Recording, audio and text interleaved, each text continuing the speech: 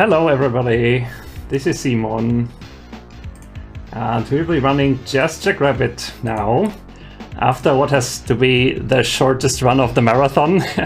Now comes a run that takes longer than just a couple minutes. Congrats to Artska for his run. And what were we gonna do in just Jackrabbit? We're gonna blast our nemesis, the Turtle Devon Shell, with this gun, the LFG 2000. What else do we have to do? We have to run like the wind and we have to shoot everything that moves. Well, we can do that. Let's try that. And I'm gonna count down. We're gonna run 6 episodes of Just Jackrabbit. Hello everybody in chat, yeah, it's great to see you all there. In 5, 4, 3, 2, 1, go. Now here's the 6 episodes. We're gonna play them one by one. Just Jackrabbit came out in 1994 for DOS. It was written by Arjen Brose and designed by Cliff Bleszinski, Cliffy B, who later made Unreal. And Unreal had a very dark atmosphere. Not so this game. Just Jackrabbit has a very cartoony atmosphere with great graphics by Nick Stadler. And we're gonna shoot a lot of things in this game. We're gonna shoot these weapon upgrades to get more ammo. We're gonna shoot this shield upgrade here. The rotating diamonds will then protect us from the next hit that we are going to take. And we're already running fast. But there is the fast feet upgrade, this one here. This is even faster than normal speed. Well, the designers certainly put a nice linear section here where we can use the fast feet. But if we play well, then the fast feet will lead us even into areas like these here. This cave is very narrow and very hard to control with fast feet. So that's the idea in the game. We shoot a lot of things. And even at the end here, I'm gonna mesh my gun. And the idea is not just for decoration, it is to cancel the score counter after every level. To Black Trick here. There are these pipes that push us forward. We don't have to do anything for a while. Just enjoy the nice soundtrack by Robert A. Allen.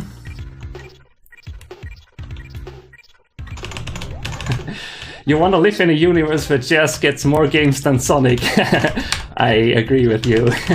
Jazz, yeah, there's Jazz 1 from 1994, there is Jazz 2 from 1998, and the Just Jackrabbit 3 got cancelled. And that's it for them. Oh, here we have a lot of weapons at our disposal. We have the blaster, these slow white bullets, but they're slow, that can be good. We can mash a lot of bullets at the same time on the screen to mow through those laser barriers. And here's the toaster. The toaster also flies in a straight line. It has a larger hitbox though, it's much easier to shoot enemies with that. And then there is the RF missile. When you push on the fire key once, 2 RF missiles come flying. And that can be very handy. Everything in this game deals 1 damage, and especially the RF missiles will then be used against bosses because they deal double damage. The launcher are these floating balls. It's very hard to aim for something with them. The answer is fire more launchers, and the one will certainly hit.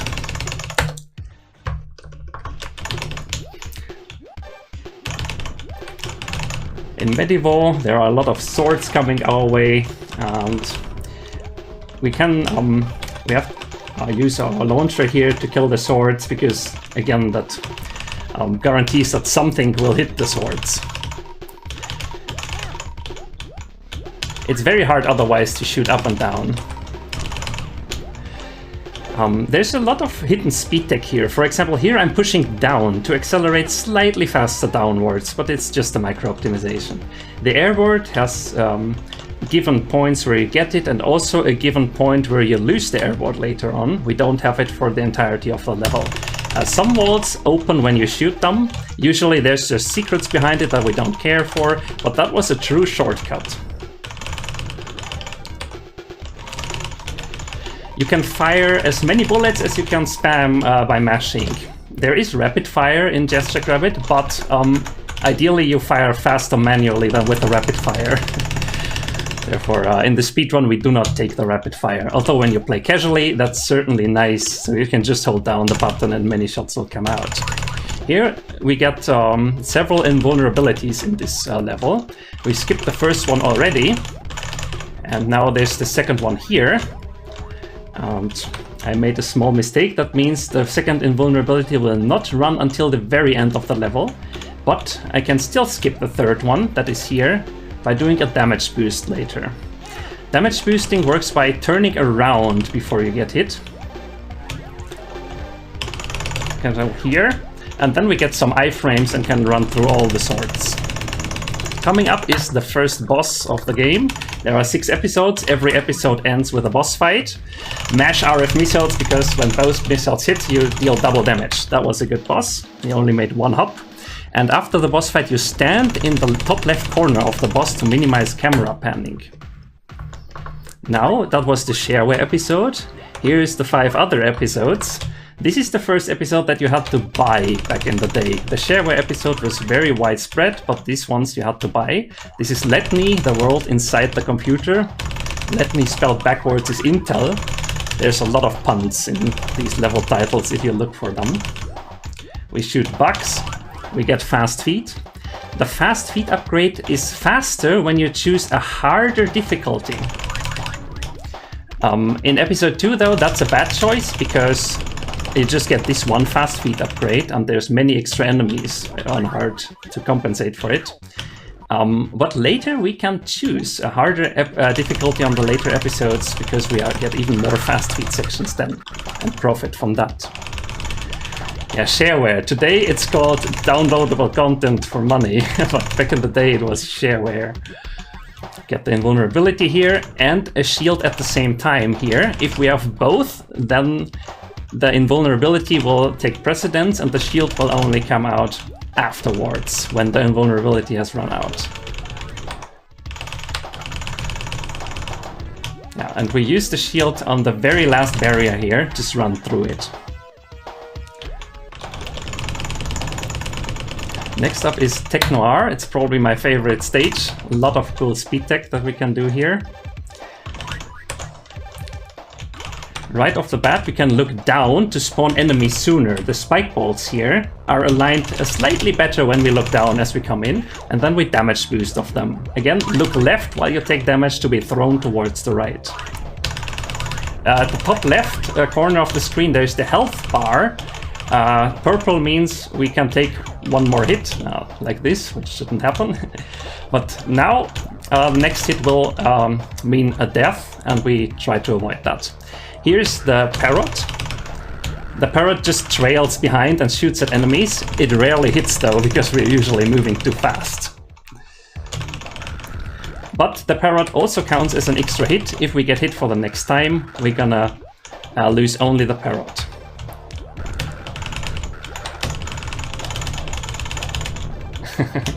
Next up is the Technoir Spring, a hard jump. Nice. If you don't get the jump, you can either respawn the spring for 5 seconds or just wait on it for 10 seconds. But everything went perfect in this level. I'm so happy. Kill everything and move through.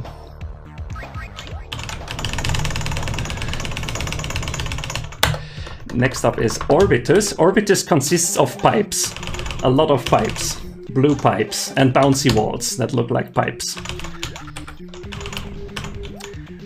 The bouncy walls, if you bump into them with the airboard, you get a slight upwards boost. And if you get a damage boost and then bounce into that, this happens, which is great, because you just fly upwards with the airboard. You otherwise have just that minimal acceleration. It's not fun. You enter this. In this level is super huge, and casually you get lost a lot. And damage boost. Orbitus has a lot of damage boosts all the way over the place. These mines have 4 hit points and you can fall through the cracks. These horizontal beams have slightly smaller hitboxes, and at certain spots you can fall through them. The designers found that out, that you can pass through those horizontal gaps, and fixed the gaps in a later CD release that made this section here almost impassable. But this is the floppy release that has still the good bouncy walls, and Orbitus 2 is manageable without dashing. Who remembers in the chat, who remembers still floppy disks from back in the DOS days where these games came out? Today everything is downloadable, even CDs don't exist anymore. No.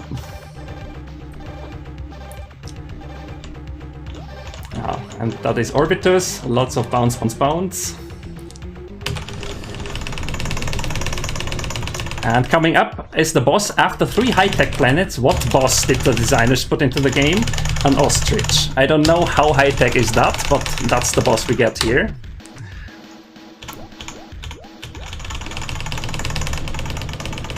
Okay, that was episode 2. Now comes episode 3 on hard. Hard is almost a micro-optimization because Funnelint becomes so much harder and therefore slightly slower. There are blue flowers everywhere in the way here, and you have to mash really hard to kill them all. Luckily we get our 4 shield. There are 4 diamonds, or only 3 by now because I already hit an enemy, that we can use to absorb hits from enemies. It's super useful, especially on Funnelint on hard. Mash, mash, mash to kill all the blue flowers. A barrage of launches to kill blue flowers. Everything you can do to kill blue flowers. There we go. Can you slow down so you can enjoy the music? Sadly, in the speedrun, not a single tune will play out completely. Yeah. Okay, because I have enough shield, I could move that through here without damage boosting. My usual route uses a damage boost, but this is even better. Now here, kill this, and use the launchers again to kill blue flowers. Perfect. This is a really, really solid Funnelint on hard. I'm so happy I picked hard. There we go. And why do we play the game on hard? The reason is, later there will be fast feet upgrades and they go faster. Nice. This is a very hard shot for the 4 shield. You only get 1 shot at it.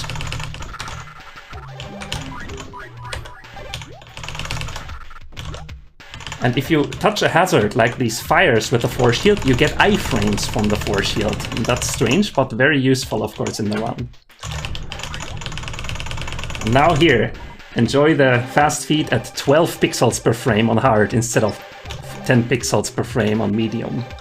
That's so beautiful.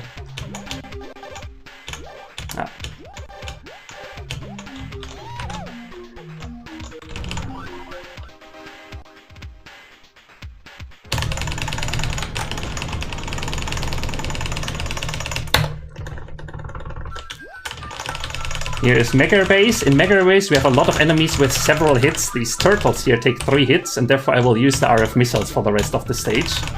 It's much easier to kill the turtles with them.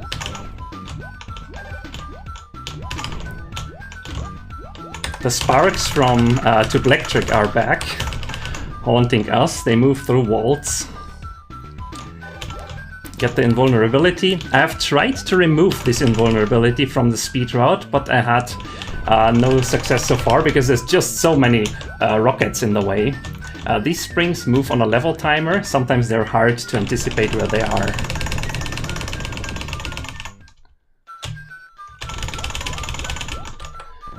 Now here you can jump up here. And in Mega Base 2 we get another fast feed section that's coming up in just a moment. And Mega Base gives us a lot of ammunition. We can just mash and not care for our ammo count. That's really nice. You love Jazz 2. Yeah, it's a good game. Binary Blob runs it. My Jazz 2 speedrun is not as strong as his though. But it's a great game also. Here you can clip through diagonally. And that the task didn't do it through the assisted run. But I'm not sure if they didn't know it or if they thought it was slower. Then here we get again our shield, and we have collected jump shoes in that section. The jump shoes make us jump really high, and we need them to finish the level. Again, look downwards to spawn the enemies early. Otherwise they would be in very nasty positions and we would take a lot of damage here. Wait and then go. Carlito found out a reference point for this last jump, but I didn't nail it perfectly, so you don't soar upwards. Carlito has been learning to run recently and has a time of 30 minutes and 52, which is almost closing in on sub 30. And yeah, that's really cool. Hard mode, because again we have a lot of fast feed here. This is the most difficult fast feed section in the game. Here we just jump over half the map, but later on it will be very tricky. Captain Clever is also in chat. That's cool. Captain Clever has run the game on HDQ 2017, almost a year ago by now. Here's this nasty section here. It's very hard to not to stay alive. On hard mode, we only have 3 hit points. We will die if we get another hit. But yeah, I took the carrots there. Ideally, I do not take the carrots there, but I misaligned a jump slightly, and then the springboard bumps you into the carrots. And What Is Even Anything is also in chat. Yeah, What Is Even Anything considers to learn the run.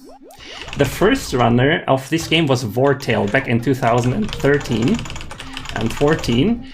Episode 4 has changed the most from Vortail's old route, because we will take TNT in this route. TNT is the 5th weapon. It is hidden only in some places. Here we get it. And it kills everything on the screen, the TNT. And we can collect fast feet upgrades with it, because fast feet upgrades is something that you can shoot. Therefore the TNT will collect it. The ice stage, Nipius. Jess has some ice physics. I measured it, and you slide slightly faster when you stop moving, but it's not much. Jess is already very slippery. But Nick Statler programmed a freezing animation here into the game. When you stand still, Jess will shiver. Here, big trick coming up ahead. We take the fast feed with a TNT to get them as late as possible, because we need them later in the stage for a big jump.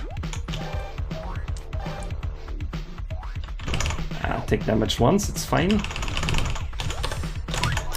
Okay, I messed up this trick.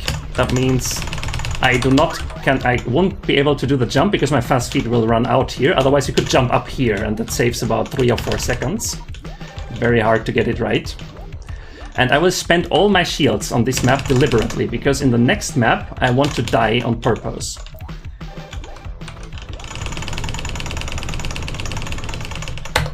Here, Jungrock, take damage, and then TNT the checkpoint behind the wall. Okay, that was unfortunate. I haven't made that mistake in a long while. There's a slight corner in the map where you can get stuck on. And then your invulnerability will run out just before you can make it to the spring. But yeah, this is where you normally come out with the damage, with the death warp. Yes, this has 90s tracker music. This is S3M music. That's right. Okay, here we go. We lost all our weapons by dying. That doesn't matter though, because this map gives us a lot of RF missiles still to fight the boss.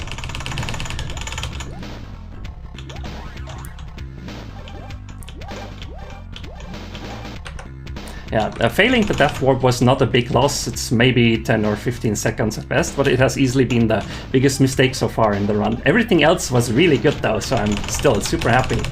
The foreground here is very colorful and obscures the enemies, so you have to learn where they are, or just mash to kill everything. Yeah, and we save the missiles for the boss fight. There's a hard trick at the end. We can try to kill this bug here with a launcher. I made it. If you fail that trick, then you fall down all the spring shaft and have to climb up again. Okay, the boss doesn't do much, just mash at it. If you can even stand in the place where you start, and it will never hit you.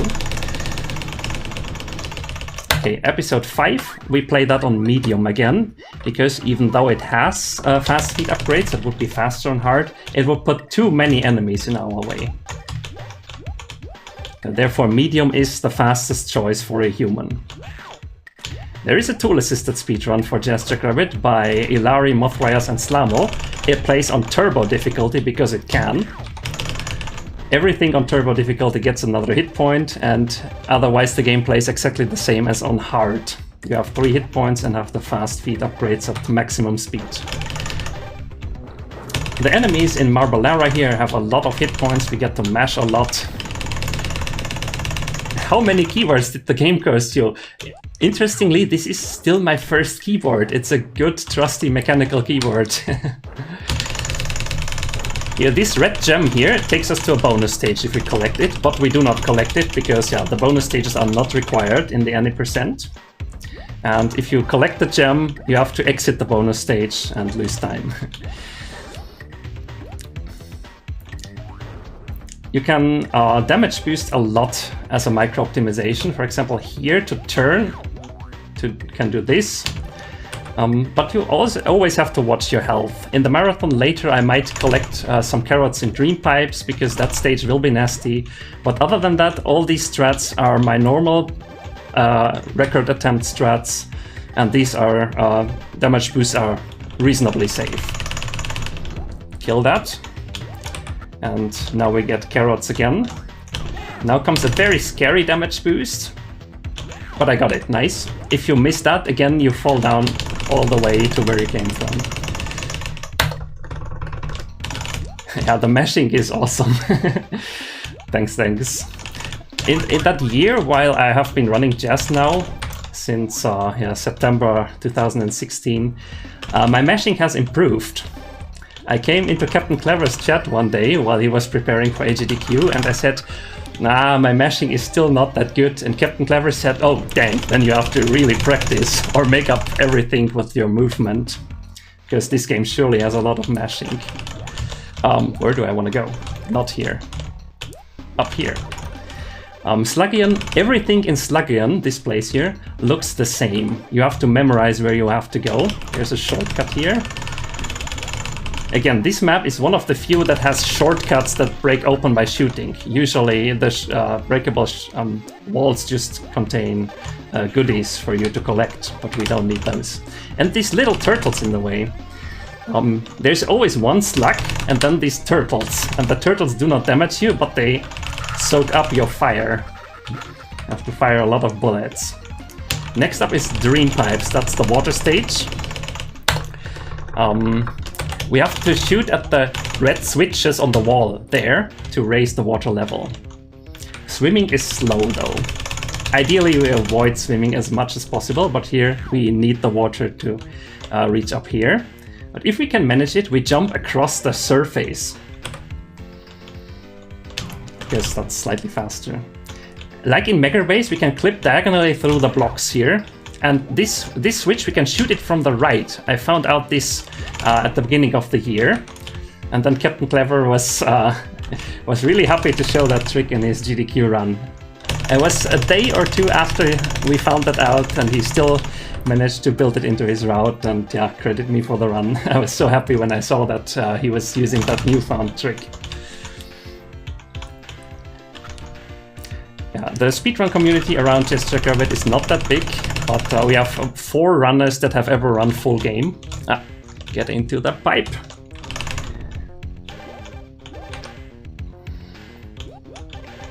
And here's a boost from the tool-assisted run. Nice. That saves us raising the water level, because we can just boost into this pipe. And because it's a marathon, I will take these carrots. This is my only big deviation from my normal strats. We had 2 hit points left. The route calls for another damage boost, and it's so easy to take the other damage to take 1 more damage. Yeah. Yeah. This is good cartoon physics. We can fire with our big flamethrower right inside the fuel factory and nothing will blow up. That's really sturdy. In general, the game is very sturdily programmed. There are very few bugs that we can abuse. For example, the hitboxes in Orbiters, but not that many bugs in overall. This is a really clean run, and you have to get through with your own movement and at boss fights with your mashing. Again, here we can shoot through the wall and collect the fast feet there. That saves us going into that long pipe and get the speed shoes from out of there. And that means we get to play this section with fast feet that the designers never intended to be reachable with fast feet. But it's so beautiful. Nice, that went well. Good dream pipes.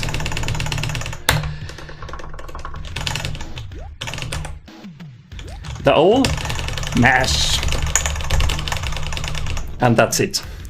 And again, when the boss dies, align with it in the top left corner for the better camera panning. Episode 6 we choose on easy, because it doesn't have fast feet. But we get another hit point. Jess dies only at the 5th hit, and the extra hit point is so worthwhile. Can do a lot of more damage boosts like this. Ah, wrong direction. Now I messed up the timing of the planet, because these spike balls are on a level timer. You have to play exactly at the correct pace, otherwise you will just ram into the spike balls randomly. I will wait here to realign. I didn't time that.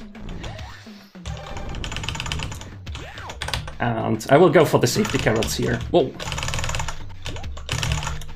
Come on.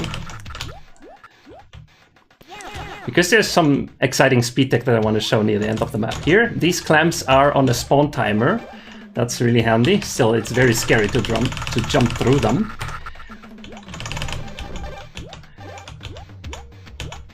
I got the platform. Damage boost off the spikes. And you could take the invulnerability here or damage boost through everything. Now, there we go.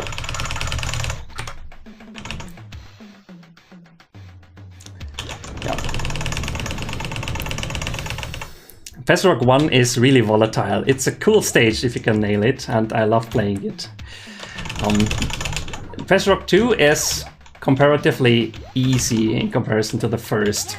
You get a lot of carrots on the path, you get a hoverboard section where all you have to do is align well with this here, so you don't kill yourself on the spikes.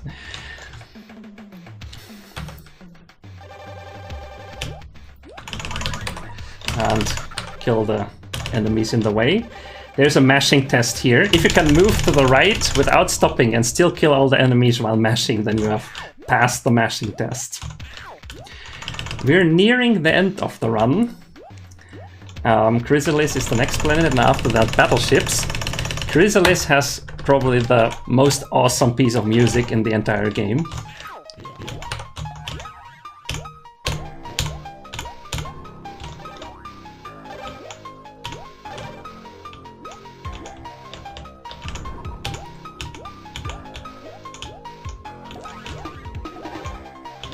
Okay, we can made it through all of this. Cool. Damage boost.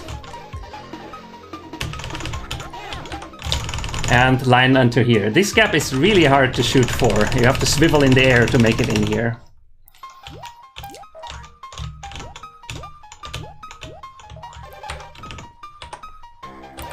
And boost. The mines in this level, boost once more, have 5 hit points, and it's much easier to boost through all of them.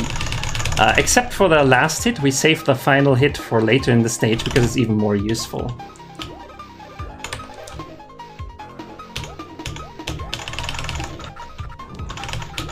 Of this ceiling spike, and then you can run through everything. Get the invulnerability and win the level. Nice.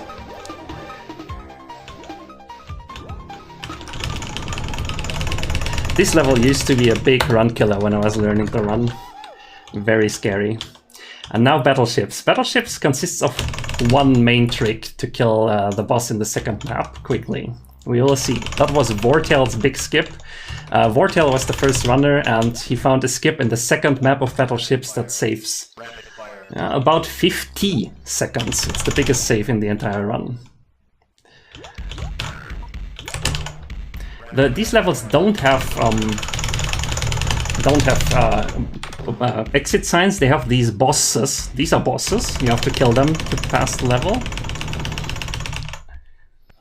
And now we have the bird with us. This ship is super large and big, and it takes a lot of time to move through it and then finally approach the boss. But with the bird we don't have to do any of that. We can do this here. If we align well enough into the texture of the ship, the bird is just in place to shoot at the boss.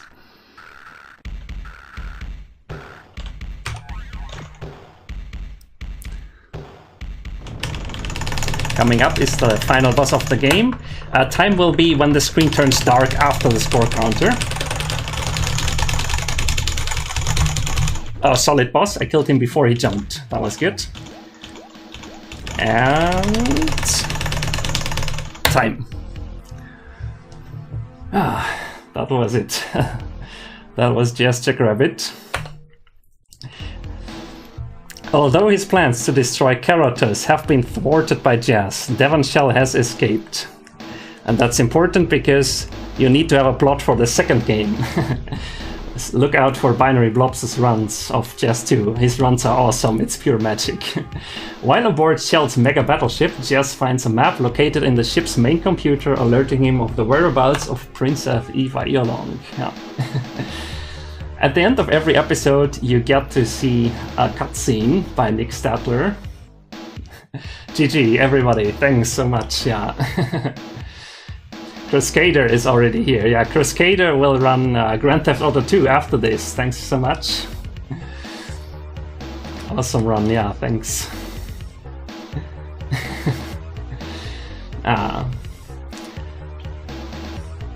Yeah, I had a blast running for this, and I had a blast practicing episode 3 on hard.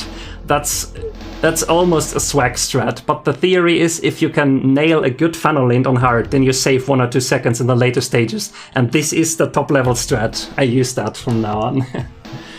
Yeah. Oh, that was really cool. World record is 28:01. I haven't seen the timer yet. World record is 28:01. It shouldn't be world record. I made enough mistakes in the death warp, for example. I lost 10 seconds there. But yeah, thanks everybody for watching. And here's another cutscene. Back in the day, you could order the first 3 episodes or the first or all 6 in one go, and therefore they made for the 3rd episode also a nice cutscene here.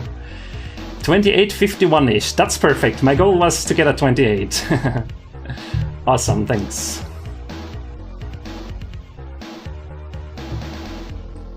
Yeah. And with that, my name is SimonNaar. I run Jackrabbit and Titus the Fox on my channel. And if you enjoy DOS games, watch out for Captain Clever's Duke Nukem 2 later tonight in, I think, 6 or 7 hours. And yeah, enjoy the rest of the Shots Fired marathon. Thanks, and thanks for the organizers for letting me run here. I had a blast.